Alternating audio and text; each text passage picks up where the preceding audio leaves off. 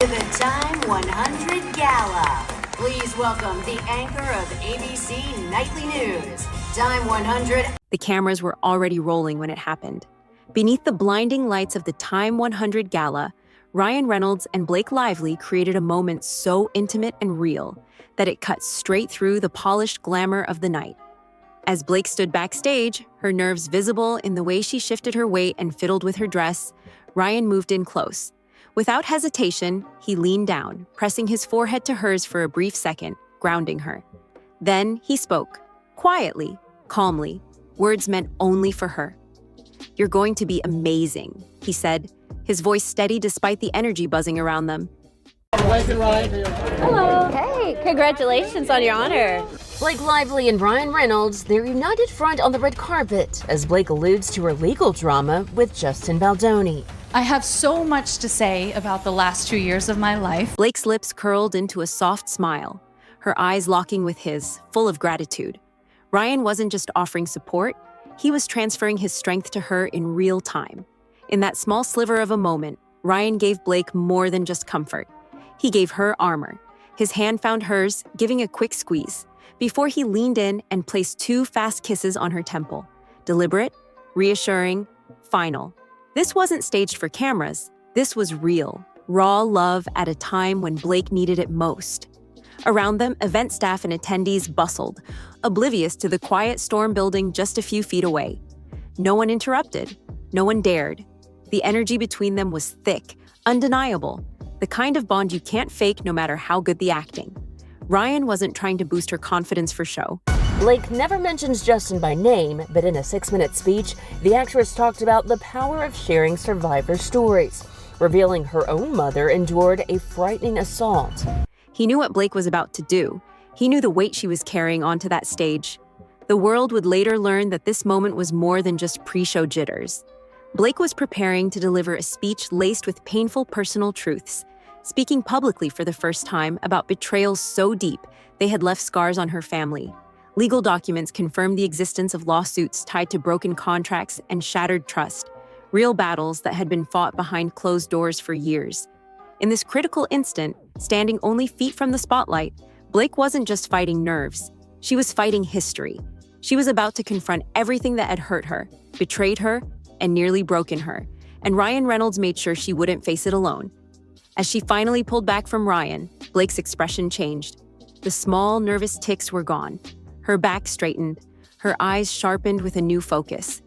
The quiet words, the tender kisses, the grounding touch.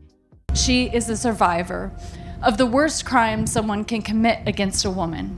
My mom never got justice from her work acquaintance who attempted to take her life when she was the mother of 3 young kids years before I was born. Everything Ryan gave her in those few seconds transformed into a shield she wore as she walked toward the stage. Blake Lively wasn't just stepping up to give a speech. She was stepping up to reclaim her story. And the world was about to see it unfold, one breathless word at a time. Blake stepped into the spotlight, and for a split second, it felt like the whole world held its breath. The applause that greeted her was loud, polite, but underneath it, there was an electric tension. Everyone knew Blake Lively was beloved for her charm, her wit, her effortless grace. But tonight was different. She wasn't here to entertain. She was here to speak her truth, and every step she took to the podium crackled with the weight of what was coming. The first words out of her mouth were steady, but the undertone was unmistakable. Blake wasn't just delivering a speech. She was peeling back layers of polished Hollywood armor that most stars spend their lives building. Her voice softened when she spoke about her mother, describing her not as a perfect figure, but as a survivor. Blake's story wove through moments of quiet resilience and brutal heartbreak, and it became clear this wasn't just about family pride. It was about survival in a world that had tried to silence her. It's not for us to have shame. It's for them. Never underestimate a woman's ability to endure pain. The room was dead silent as Blake hinted at betrayals that had happened in the shadows. Without naming anyone directly, she described those who use trust as a weapon, a chilling reference backed by real-world court filings. Legal documents from the New York Supreme Court show ongoing disputes involving director Justin Baldoni, accusations of broken contracts, and allegations of exploitation tied to projects Blake had once trusted. Every line of her speech was carefully crafted, staying just inside legal boundaries, but cutting with the sharpness of someone who had been burned deeply.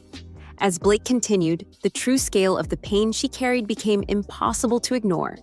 She spoke about smiling for cameras while grieving behind closed doors, about signing deals she believed in, only to watch them turn into weapons used against her. Each word dripped with a quiet fury that no publicist could polish away. The audience sat frozen, some visibly emotional, as Blake unfolded a story that was bigger than her. Where was this speech 2 years ago? The internet kicks in, calling the speech a too little too late PR strategy, and bringing up Blake's It Ends With Us press tour. A story about what happens when powerful people think they can manipulate loyalty without consequence. And just when the emotion seemed to peak, Blake took a deliberate, calculated pause. She looked out over the sea of celebrities, executives, and flashing cameras, and smiled. It wasn't a smile of defeat. It was the kind of smile that comes only after surviving the unthinkable. Without raising her voice, without calling anyone out by name, Blake Lively made it absolutely clear she was not the victim they once thought they could control. She was the survivor they would never silence. But what happened next took the night into even more dangerous territory.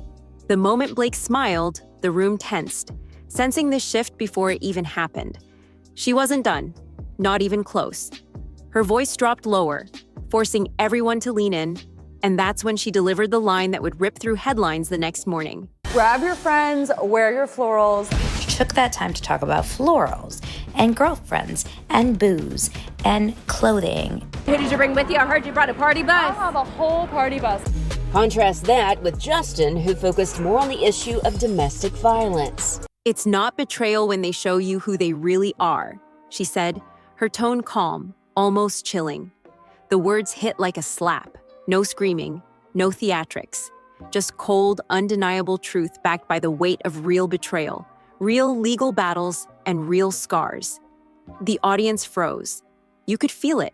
People holding their breath, others shifting in their seats, uncomfortable under the heat of a reality they weren't prepared to face.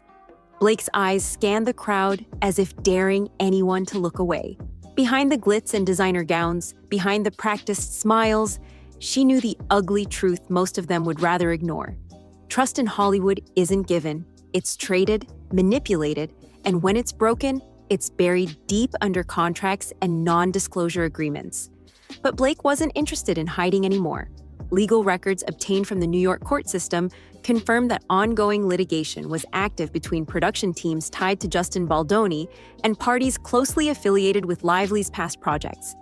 Breach of contract, violation of fiduciary duty, even emotional distress claims. All of it buried in thick stacks of paperwork that journalists had barely started to dig into. But Blake didn't need the courts to tell her story. She was doing it here now, with a microphone and a smile that spoke louder than any legal filing ever could. And then, just when it seemed she might pull back, Blake pressed even harder. This isn't my night. This is a night for all the women who we made this movie for. I think it was really important that we don't shy away from the issue. We really wanted to honor survivors. She spoke about forgiving yourself for trusting the wrong people, a devastating line for anyone who knew the history. Each carefully measured word sliced through the fake applause and fake friendships in the room like a blade. Her performance wasn't theatrical, it was surgical. Every emotion controlled, every glance purposeful. She wasn't just addressing the crowd, she was dismantling the silent system that had protected the powerful for far too long. Ryan watched from his seat, unmoving, his hands clasped tightly. The same man who gave her the armor backstage was now watching her wage war in the most brilliant, brutal way possible. Not with anger, but with undeniable truth. Blake wasn't asking for pity. She wasn't asking for forgiveness. She was reclaiming everything they thought they could take from her, one searing sentence at a time. And as the final words left her lips, the room erupted in applause, but the sound felt hollow, almost panicked. Everyone knew something had changed, and the fallout hadn't even begun yet. Blake Lively stepped down from the podium without looking back. Her face was calm, composed, almost serene, but the fire behind her eyes told a different story. She didn't rush. She didn't falter. Every movement was deliberate, like a queen leaving a battlefield she had just conquered. While Blake brought the emotion last night, Ryan stepped into supportive husband mode. Page 6 caught the actor giving what looked like a pre-speech pep talk and a quick kiss. On the carpet, he picked up Train on her pink strapless gown and joked about her Time 100 honor. Ryan, I'm 101. Ryan Reynolds was the first to rise from his seat, clapping with slow, steady force, his gaze locked on Blake like she was the only person in the room. For a moment, it felt like time slowed down, the rest of the audience scrambling to follow his lead. As they exited the stage area together, the cameras captured them hand in hand, moving through the crowd with quiet defiance. No fake smiles, no rushed interviews. Just the raw, unshakable energy of two people who knew exactly what storm they had just unleashed. Behind them, the whispers began almost instantly. Reporters were frantically texting their editors. Publicists huddled with their clients, trying to spin what had just happened. But the truth was bigger than any headline they could rush to print. Outside, the media waited like wolves, ready to pounce. But Blake and Ryan didn't stop for photos. They didn't answer shouted questions about Justin Baldoni or the lawsuits now trailing behind Blake like a ghost she had finally decided to face. Instead, they moved with a steady, unbothered rhythm, stepping into their black SUV without a single glance back at the chaos unfolding behind them. Verified court documents had already confirmed the lawsuits Blake hinted at in her speech, but after tonight, no legal language could hide what the world had now seen with their own eyes. Blake Lively is speaking out. The Another Simple Favor star reflected on the power of women's voices in a passionate speech for the Time 100 Gala in New York City on April 24th. Blake Lively wasn't a victim playing defense. She was a force rewriting the rules of the game. As their car disappeared into the New York night, a sense of finality settled over the gala. There was no taking back what Blake had said, no burying it under polite PR statements. She had exposed a crack in the system so wide that no amount of celebrity polish could cover it up. Legal experts later confirmed that Blake's speech, though emotional, stayed perfectly within the boundaries of free speech, expertly avoiding defamation while delivering a direct hit that would leave lasting scars on the reputations of those involved. In the days that followed, the fallout would spread like wildfire. Articles would be written, attorneys would scramble, quiet phone calls would buzz through Hollywood's elite circles, but none of it would change the reality of that night. Blake Lively had gone to war, with a smile, and she had won. Not by shouting, not by accusing, but by daring to tell the truth in front of the world with nothing but her voice, her story, and the unbreakable support of the man standing beside her. And no one who witnessed it would ever forget.